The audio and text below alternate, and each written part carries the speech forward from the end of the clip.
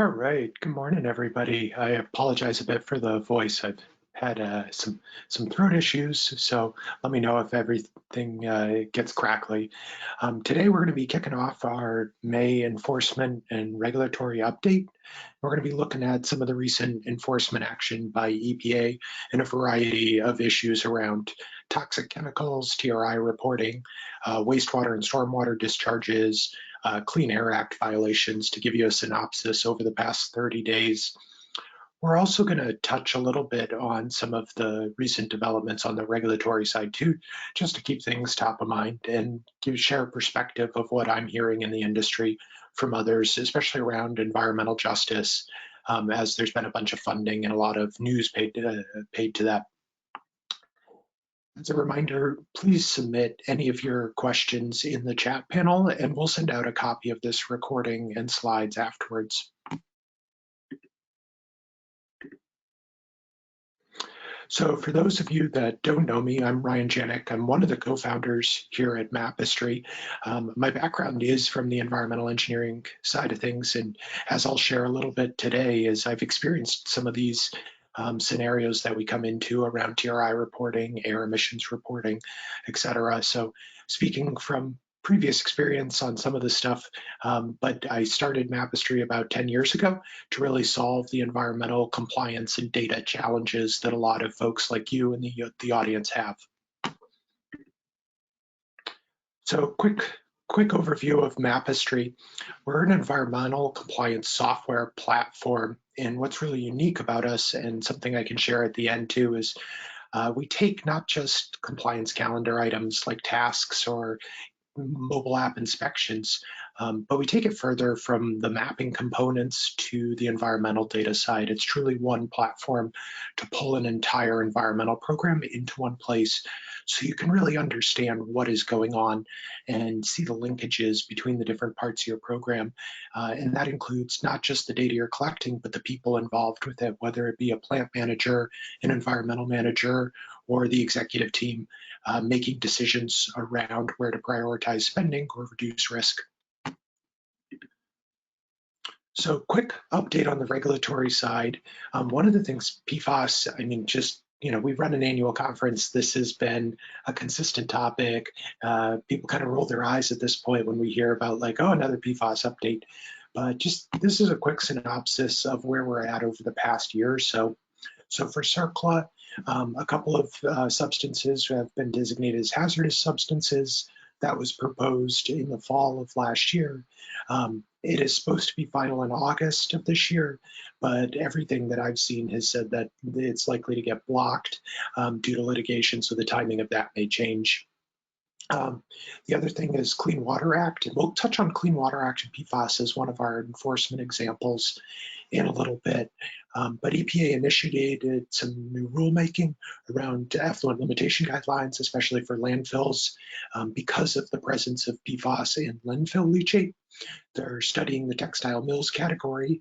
The other thing to note about textile mills is California's got a couple of proposed legislation around textiles and PFAS that if you're in California and in this industry, it's worth paying attention to. But for the Clean Water Act, EPA initiated this stuff around ELGs at the end of last year, hoping to finalize it in spring of 2024. For Toxic Substance Control Act, EPA published significant new use rule for PFAS for some that hadn't been in use since 2006, basically saying if you want to bring this in and start using it, you have to give 90-day notice. That was proposed a few months ago in January of this year. And then on the drinking water side, EPA proposed maximum contaminant levels for PFOA, PFAS at 4 parts per trillion. We've also seen some other single-digit ones proposed or talked about. It'll come up on some of the Clean Water Act enforcement around PFAS. And this was about 2 months ago, March 14th of 2023. If you want more info, our friends over at Alan Matkins put together a really good summary of this on their website. I've included a link, but it's just a rundown of PFAS regulation, both in California and at the national level. If you're paying attention to this, it's a good resource as just a quick summary.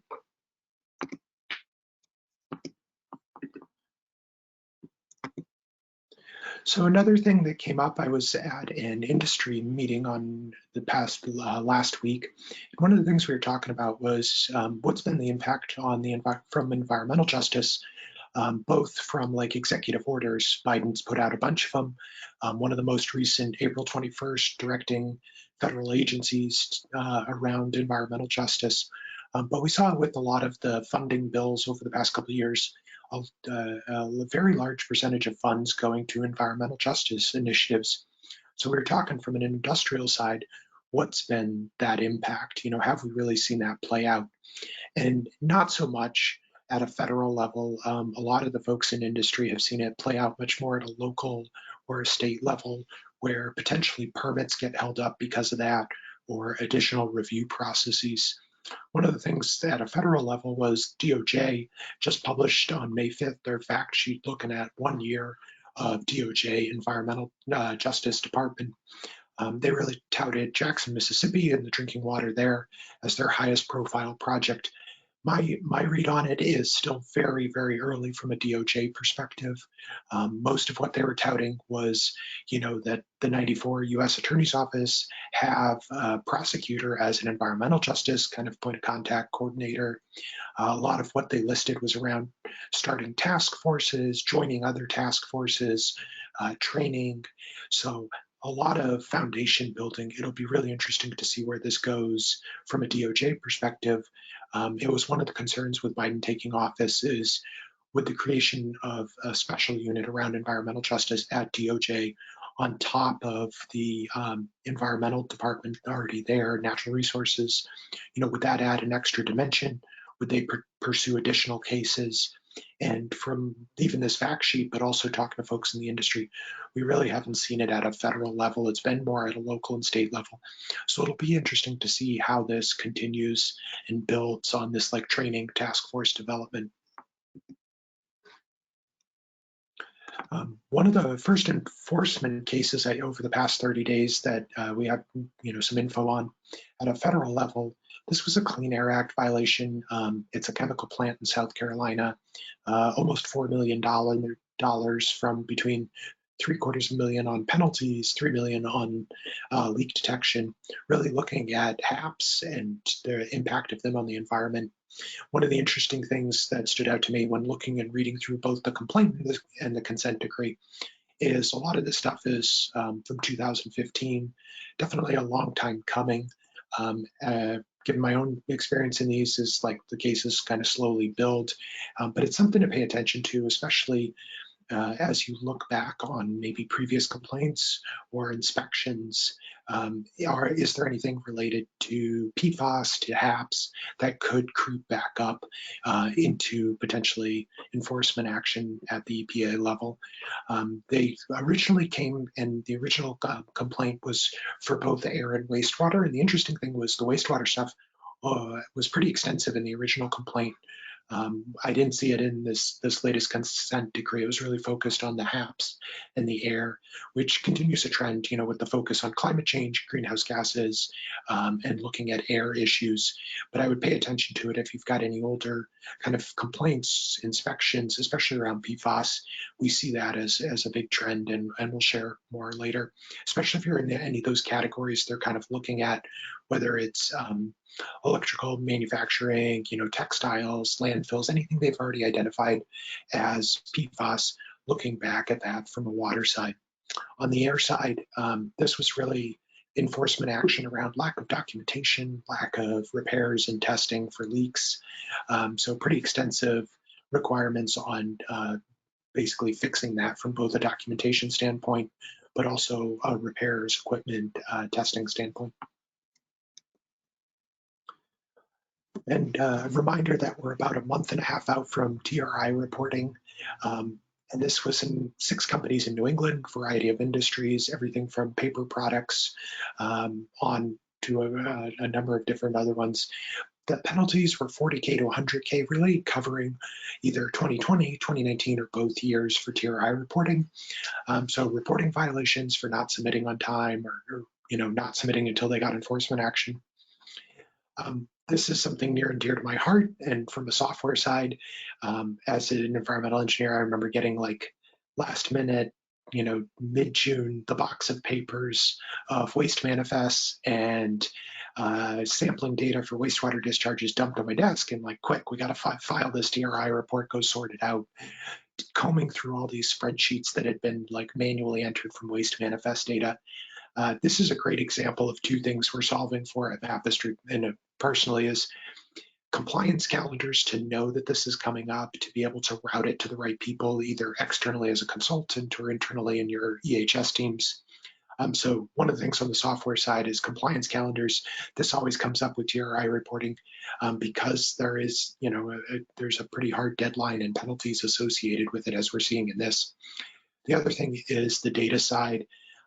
We've released kind of a second version or a next generation product on the environmental data side that's absolutely fantastic and really solves some of this tracking where you can input lab data, air data, be able to run calculations, really understand what is it that you're releasing into the environment, both on the air, water side, waste side, and I'll share a little bit more at the end. But TRI reporting, you've got about 6 more weeks before all the reports are due.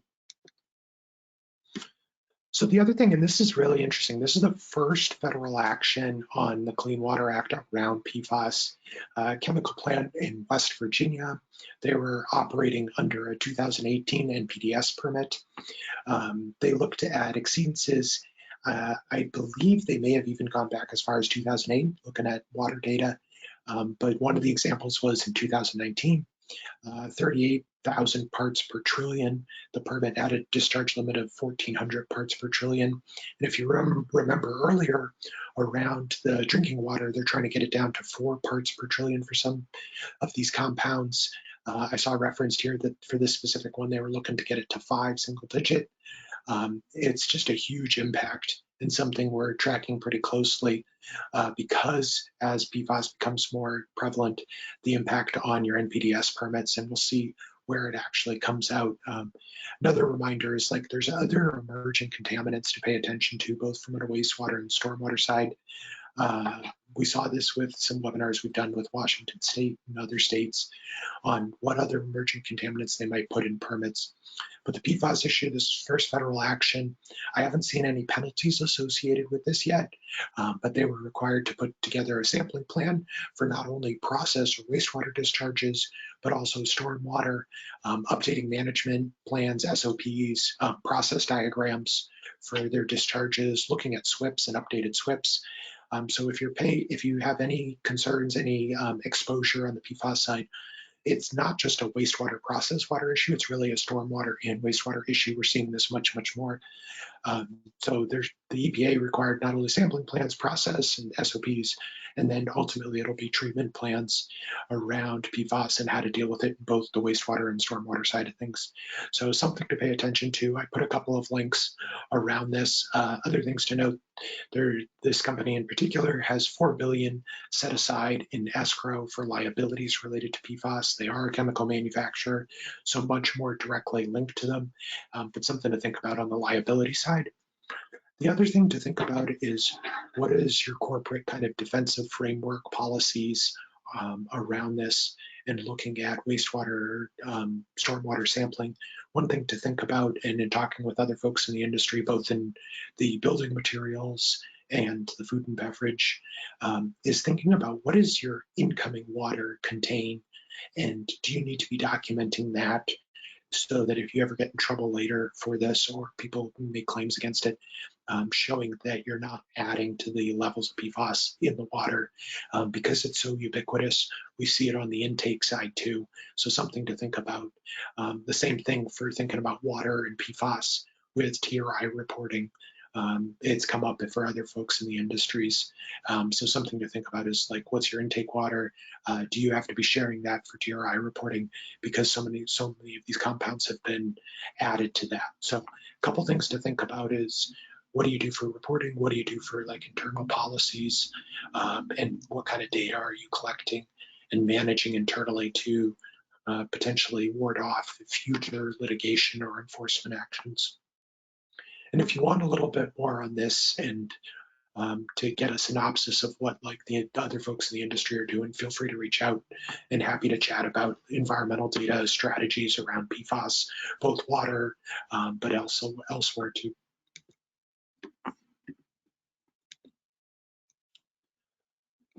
So that's the wrap up on kind of the past 30 days for enforcement actions. As we've seen over the months, PFAS continues to be one of these hot topics. We see bits and pieces of it come up in terms of discharges, especially around water. So something to pay attention to. It'll be interesting to see what kind of limits get set, what kind of reporting is required around that. The other thing we're tracking is the environmental justice. What's the impact? Still more at the local level than the federal level. The third item we're paying attention to, because we saw all the funding for environmental justice groups, but even air emissions monitoring, especially around fence line monitoring and all, is that data being collected? Is it being shared publicly? And what's the overall data strategies, both at a federal and state level, to share that more publicly? It's something I haven't seen a ton of, and something we'll probably dive into more at our annual conference, is the air emissions monitoring from outside, maybe even outside agencies, but just outside facilities, and seeing what is actually being collected and shared, and is that being used for enforcement or other litigation items. So if you have any questions, feel free to submit them. I'll send out a copy of the slides with references to some of the cases and enforcement actions we talked about today. For future Coffee and Compliance, we do it once a month. We're going to actually have guest speakers for the next 5 of them, talking about enforcement cases and different strategies around air emissions data collection on the technology side. And then we'll have EPA come on and talk about enforcement in Region 9. So we've got a whole series of guest speakers from starting in June all the way through the fall for Coffee and Compliance series. And if you want to learn more about Mapestry, and especially our environmental data platform, this is a brand new product that we launched actually yesterday live to customers and folks in the industry of how to capture all this data that you're managing, and basically retiring spreadsheets as a whole from environmental programs. Please reach out to me, Ryan@mapestry.com, or anybody else on the team. A couple upcoming events. We've got Coffee and Compliance in June, talking about air emissions, data strategies, and technology to be able to collect and comply around that. We've also got 2 webinars that we're going to be sharing more about our software platform and the environmental data platform specifically for air emissions management next week.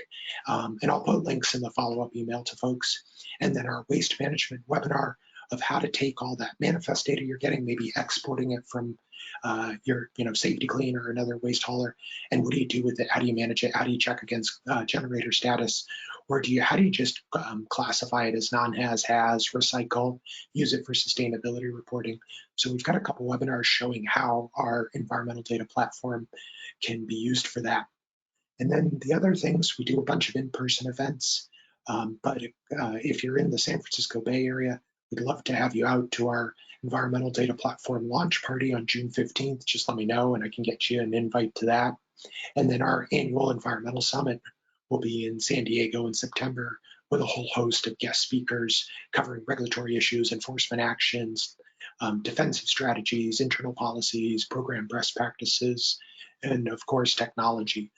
So you can learn more about that on our website, but I'll send out links to all these upcoming events, both digitally or virtually and in person. And with that, we're going to conclude our Coffee and Compliance. And if anybody wants to stick around for a couple more minutes, I can give folks a sneak peek at our environmental data platform and show you and give you a little taste of what we'll be covering in May and June for use cases.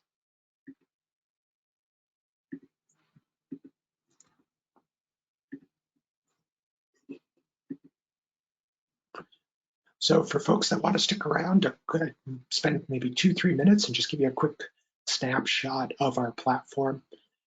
So this is our compliance calendar. This is as if you're jumping in at a site level, as I was talking about, for like TRI reporting, understanding what's going on, what's your upcoming deadlines, who's responsible for it, and being able to automate those reminders. This is a product we released a few weeks back. really complementing our task tracking, corrective action tracking, and being able to see it visually in a compliance calendar for planning, workload purposes. And this is an example of a task, and you can build out subtasks. So if you're managing TRI reporting and you want to actually assign somebody to pull waste manifest data and wastewater discharge data and hire a consultant maybe to file your TRI report, you can manage those tasks, assign them to people, automate the reminders, all from our compliance calendar. And then one of the coolest things that we have launched in the past year is our environmental data platform. So we started with tracking environmental data years ago, and we basically reimagined it, rebuilt it over the past year, and finally launched it yesterday, kind of live to the industry. And what you're able to do here is centrally manage assets, resources, waste streams, generators, all of this, and be able to then log, collect, aggregate that data, whether you're doing it manually or through a direct automatic integration, collect all this data and be able to actually run calculations on it. So what I'm showing you here is the resource library. So being able to centrally manage whatever it may be, whether it's generators, whether it's air pollution control equipment, get it out of that like tab on the spreadsheet, because then you can use all this stuff in your calculations, and manage and like make it consistent from location to location. So this is an example of like, here's all my waste streams. I want to be able to actually standardize that, understand the different waste codes around it. And then I can actually tie those together with logs. This is an example of a log with some of the different types of logs, whether it's for VOC emissions from coatings, or it could be for like waste logs. It could be, you can build out all the different fields you want to capture. And then the fantastic part is when you go to add this data, one of the really cool things with our logging capability is you can take a spreadsheet. Say you get a download from a waste manifest, rough waste manifest from a waste hauler. You can actually go in and just drag and drop it, and we've built in an AI function to automatically recognize that data, match it to your logs, and then we can run those calculations, check those limits, send alerts all automatically. So if I were in here for my coding usage and I had a spreadsheet, you can see in this upper right, I can manually log it. I could have somebody that's using different amounts of coding in my sprayer manually log it here, and it'll still aggregate the data, run the calculations. But where you can save a ton of time is just actually uploading files. So you could drag and drop in whatever your CSV file is, and it'll automatically match that to the different fields data that you might have in your logs and run those calculations. And the calculations you can do here are around and actually visualize it. You can aggregate data. You can do like a rolling 365 if your permit has it. You can even separate it. Like in this case, this water log, I could separate it based on the source.